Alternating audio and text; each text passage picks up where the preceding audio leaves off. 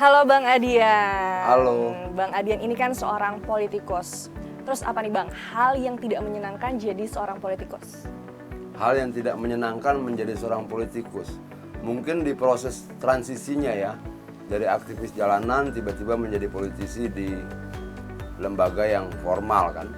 Jadi ya pasti akan ada benturan-benturan batin, benturan-benturan ide, benturan-benturan cara dan sebagainya. Itu sempat gamang lah, ya, mungkin 10-12 bulan pertama kan, menyesuaikan diri dengan segala macam formalisme negara lah, kira-kira seperti itu. Rapat-rapat, kemudian cara bicara kita, cara menyampaikan pikiran kita dan sebagainya berbeda dengan waktu di jalan. Maksudnya benturan-benturan tuh contohnya seperti apa? Benturan-benturan itu lebih pada dilema-dilema batin ya. Misalnya ada hal yang kita tidak setujui. Kalau dulu di jalan kita bisa langsung bilang saya tidak setuju bla bla bla bla dan segala macam cara bisa kita ekspresikan. Tapi di dunia politik formal seperti itu tidak bisa kita seperti itu. Boleh-boleh saja, tapi kemudian sasaran bisa lebih tercapai, misalnya tujuan bisa lebih capai dengan cara yang berbeda. Ya tetap beda kan, beda lapangan, beda cara lah. Nah, itu cukup mengganggu lah 10, 11, 12 bulan pertama. Terus nih Bang, sekarang tuh kan politikus tuh trennya lagi banyaknya korupsi nih Bang. Bagaimana cara menahan diri Bang untuk tidak tergoda dengan korupsi? Gaya hidup. Saya melihat yang paling banyak itu teman-teman tidak mampu mengontrol gaya hidup. Misalnya waktu kita di jalan dulu kita ngopi ya, sekarang ngopinya harus butuh tempat khusus lah, lalu ada wine apa segala macam yang saya pikir itu sangat mahal gitu. Nah, yang membuat banyak kita terjebak itu ya gaya hidup. Berbicara mengenai rapat dewan ya Bang ya, ternyata masih ada beberapa anggota dewan yang memang tidak benar-benar menyampaikan suara mereka, tidak terlalu besar dalam bersuara. Menurut Bang Adian sendiri bagaimana? Parlemen itu kan asal katanya kan parle ya. Parle itu kan artinya bicara. Ya memang harus bicara. Kita harus aspirasi yang kita dapatkan, yang harus kita perjuangkan, gagasan yang harus kita perjuangkan, ide yang harus kita perjuangkan itu kan disampaikan dengan bicara. Bukan disampaikan dengan main mata, bukan disampaikan dengan bicara. Makanya disebutnya parlemen. Nah, harusnya memang semua anggota DPR itu punya kemampuan untuk berbicara, mampu merasionalisasikan gagasannya, mampu menyampaikan dan berkomunikasi dengan baik, singkat, padat, jelas, dan sebagainya. Nah, kalau ada yang tidak bicara-bicara, ya bingung juga saya. Apa yang salah tuh Bang? Kenapa Bang? Nggak tahu, malu mungkin. Takut salah kali, takut malu atau apa nggak tahu. Tapi banyak yang konon dari awal masuk sampai selesai periode DPR-nya tidak bicara apa-apa juga banyak. Terus ada pernyataan dari Bang Adian nih, yaitu musuh kita bukan suku dan agama, melainkan kekuasaan yang menindas. Iya. Apa dasarnya Bang Adian menyatakan hal tersebut? Demokrasi. Demokrasi mengajarkan kita bahwa musuh kita itu ya bukan agama dan suku yang berbeda. Musuh kita itu bukan perbedaan. Musuh kita adalah kekuasaan, kewenangan yang digunakan secara salah untuk menindas orang lain, mengambil hak orang lain, dan sebagainya.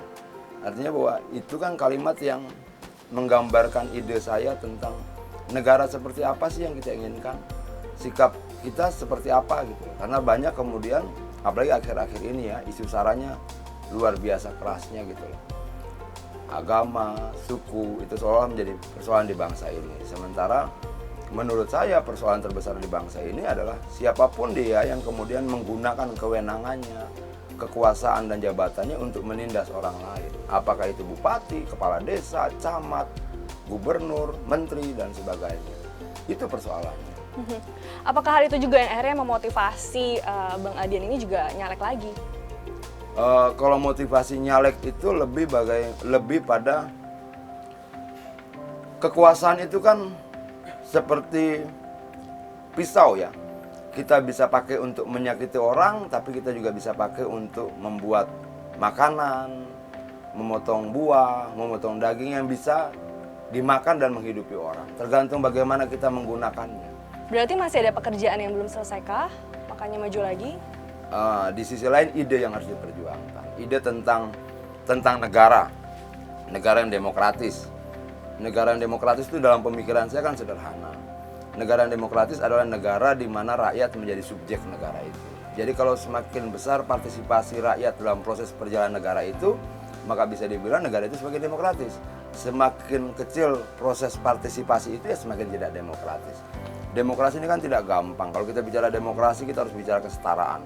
Tidak ada pembedaan atas nama apapun, latar belakang sosial, bangsawan bukan bangsawan, kaya, miskin, jumlah rekening, etnis, agama, dan sebagainya. Itu clear dulu bahwa itu bukan persoalan di bangsa ini. Nah terus kedua, bagaimana membangun demokrasi, ya kita harus bicara tentang kesejahteraan rakyat. Kenapa? Demokrasi yang baik itu hanya bisa dibangun kalau kemudian rakyatnya punya pengetahuan yang cukup. Punya akses terhadap ilmu pengetahuan, punya akses terhadap informasi, punya akses terhadap komunikasi terhadap negara dan sebagainya. Nah itu butuh pendidikan sehingga satu ketika nanti orang tidak lagi mudah terkena hoax, orang tidak lagi mudah termakan fitnah, kebohongan dan sebagainya.